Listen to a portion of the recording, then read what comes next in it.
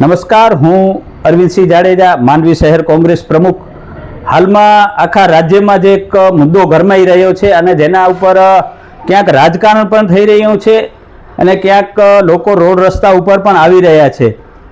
જ્યારે અમારા નેતા શ્રી જિગ્નેશભાઈ મેવાણીએ વાત કરી કે ગુજરાતમાં ખુલ્લેઆમ દારૂનું વેચાણ થાય છે, ડ્રગ્સનું વેચાણ થાય છે અને એના કારણે ગુજરાતનું યુવાધન બરબાદ થઈ રહ્યું છે, ગુજરાતની યુવા બહેનો વિધવા થઈ રહી છે અને કહેવા પૂરતી જ દારૂ બંધી રહી છે.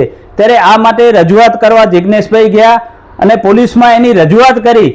કદાચ રજૂઆત એમની આકરી હોઈ શકે અને કોઈને માથું લાગ્યું હોઈ શકે, પણ રજૂઆત એમની સાચી હતી. પણ એનો પડઘો ઠેઠ ગાંધીનગરમાં ડેપ્યુટી સીએમ સુધી ગયો અને ડેપ્યુટી સીએમ હર્ષદભાઈ સંઘવી જો એમ કહેતા હોય કે ભાઈ પોલીસને પ્રોટેક્ટ કરો, જે દારૂ અને ડ્રગ્સનું વેચાણ કરે છે એ લોકોને પ્રોટેક્ટ કરો, અને જ્યાં સાચી વાત જિગ્નેશભાઈએ કરી છે એનું એમને માથું લાગ્યું હોય એમ પોલીસ અને પરિવારના લોકોને ઉશ્કેરી અને જિગ્નેશભાઈ વિરુદ્ધ આખો પ્રોટેક્શન કરે છે, એનો વિરોધ કરે છે. આ એક ખોટું થઈ રહ્યું છે. ખરેખર જે જિગ્નેશભાઈએ વાત કરી છે એને હું સમર્થન કરું છું.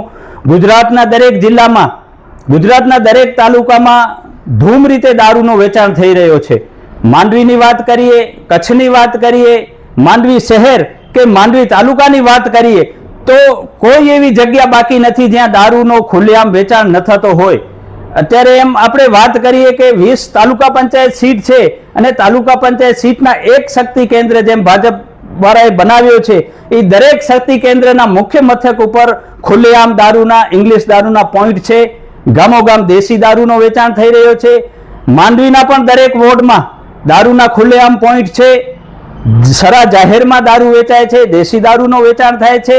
અને ડ્રગ્સ તો આપ જુઓ કે જે બંદર છે એના ઉપર ડ્રગ્સ ઉતરી રહ્યો છે અને આ ડ્રગ્સના કારણે પણ યુવાધન બરબાદ થઈ રહ્યું છે. ત્યારે ગુજરાતમાં કહેવા પૂરતી દારૂબંધી છે. એટલે હું તો સરકારને એવી પર્સનલ વિનંતી કરીશ કે જો લોકોને પણ આ પોષણ થતું હોય અને સરકારને પણ આ રવાડે ચડાવવો હોય તો આપ આની પરમિશન આપી દો, ખુલ્લેઆમ છૂટ આપી દો. એમાં સરકારની રેવન્યુ ઇન્કમ પણ વધી આવે, કોર્ટનું ભારણ ઘટે, પોલીસ કેસોનું ભારણ ઘટે.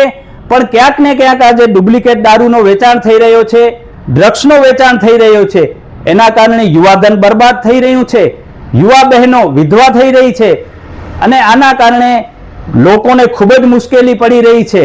એટલે આ બંધ થવું જોઈએ અને જો બંધ નથી થતું તો ગૃહમંત્રી અને ડેપ્યુટી સીએમ છે એમણે રાજીનામું આપી દેવો જોઈએ. એટલે મારી એક વિનંતી છે કે આ તમે બંધ કરો. અને જિગ્નેશભાઈ જે કામગીરી કરી રહ્યા છે એ ખૂબ સારી કામગીરી છે. એમની કામગીરીને પણ હું અભિનંદન પાઠવું છું. જય હિન્દ, જય જય ગરવી ગુજરાત, જય માતાજી.